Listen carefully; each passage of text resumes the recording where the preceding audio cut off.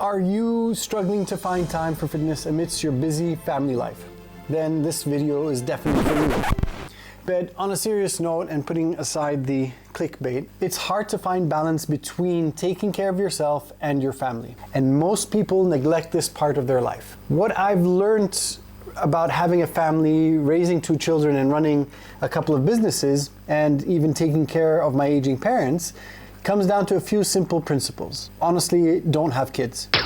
No, I'm just joking. But put it simply, that small changes can add a lot of value to your life when it comes to taking care of yourself. So if you're new here, my name is Laith. I'm a trainer and gym owner, and over the past 2 decades, I've coached hundreds and hundreds of people in the area of fitness and longevity based on science. Let's be honest with each other.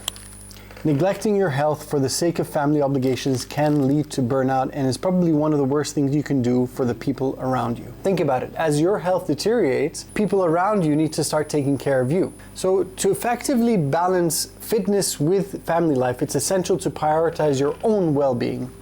And when I mean prioritize, I mean making that the #1 priority. Often we put other people's needs ahead of ours, and this can lead to neglecting our own health. So understanding the importance of self-care is the first step towards a healthier lifestyle. We always have this guilt feeling that we do something for ourselves, and it always feels like we're doing something wrong. That doesn't only apply to fitness, keep in mind, but it even goes beyond that to just basic care. Now, I know some people are going to sit there and argue that prioritizing your own health is selfish, especially when you have family responsibilities. But I want to tell you something that's important here. Taking care of yourself enables you to take better care of the people around you. And the simplest thing, the bottom line is, if you're fit and healthy, you're more likely to have the energy and stamina to engage in family activities. On the other hand, neglecting your health can lead to burnout and decrease your ability to support your own family. And dare I say it, some resentment. Think about it. If you are being stopped, or you feel guilty about doing things for yourself, going to the gym, going for a run, whatever it is, you will start to resent those people that are preventing you indirectly to do that. I know some people will argue the point that there's simply no time in the day to be able to take care of your own health. But the reality is, it doesn't have to be a black and white choice. Small changes can make a big difference. I want you to consider this. Consider the oxygen mask rules on an airplane. You must secure your own mask before assisting others, and that includes your children. The same principles apply to health and fitness. And I like the saying that says that if your glass is empty, you're not going to be able to fill other people's glasses, like drinking glasses, not glasses. So now that the importance of taking care of yourself has been established, where do we find the time? It's simple. It's basic math here. There's 24 hours in a day, and what you choose to do with that time is your choice. To an extent, I guess. The one thing I never am able to understand or believe is that anybody can give up something small to prioritize their fitness. It's a choice of not wanting to rather than not having the time. I find it hard to believe that you can't switch off social media for half an hour and do some weights, or watch TV, or turn off the TV and go for a run. Put aside the critical things like driving your kids or doctor's appointment. There is time in your day that can be put towards your health. And everybody has that time that can be shifted towards their health. Everybody has the same 24 hours in a day. Yet finding the time for fitness can seem impossible, or maybe not a motivation for people. What I've found with a lot of my clients is that making fitness a priority and integrating it into your daily schedule is the key to sustaining that. Understanding time management can help to achieve this, and being just slightly a bit more organized will add a lot more value to your schedule. So for example, waking up 30 minutes earlier or using part of your lunch break for exercise can make a significant difference. Remember, being consistent, even if it's smaller amounts, is going to add more value to your health than trying to do a lot for a shorter period of time. The thing is, a lot of people think that small increments of time won't be effective.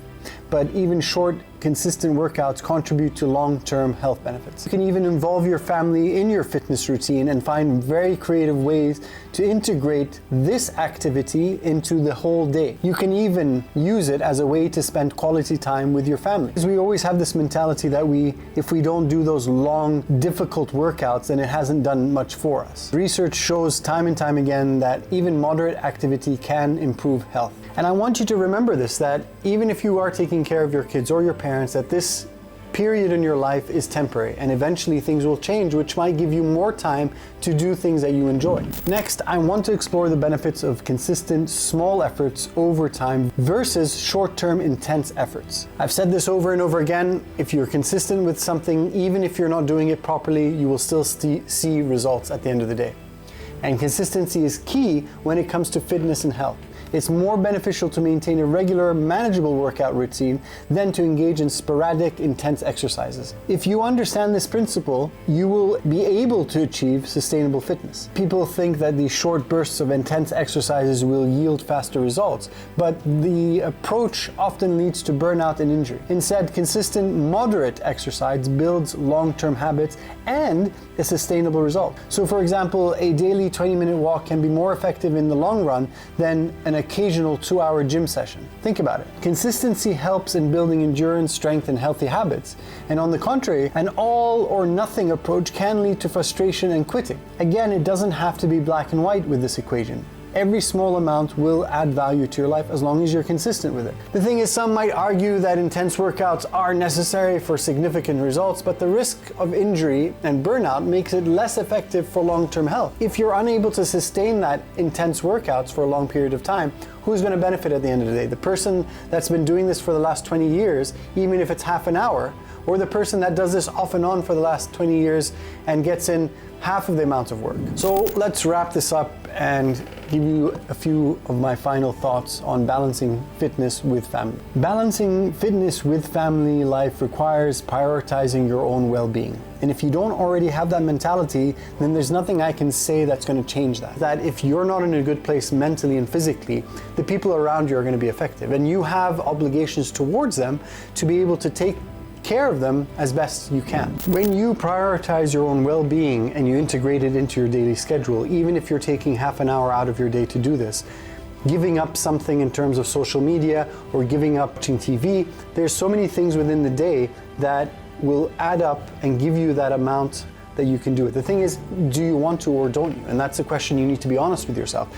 Now, when we look at that and people will still say, really, I don't have time, I want you to sit there with a pen and paper and log every single minute in your day. If you sat down and you went through that, you took a log, like we track our nutrition, do the same thing with your time. You'll be surprised at how much time you waste in certain areas.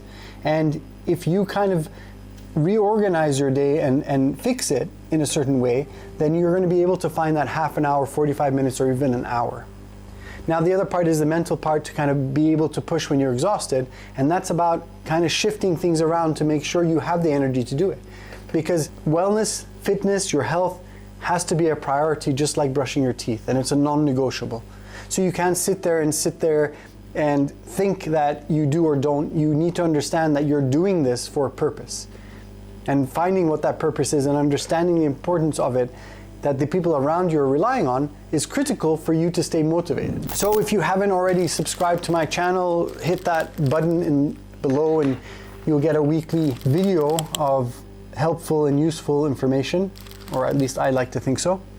And you can also subscribe to my newsletter, which I send out once a week with other tips and bits that might add value into your life. So until next week, guys, keep this in mind. Realize that you are a priority, not because you're selfish, not because you're selfish, because you're selfless. And there's a big difference between that. And if you do care about the people around you, then you're going to take care of yourself before you sit there and take care of other people. See you next week. Enjoy.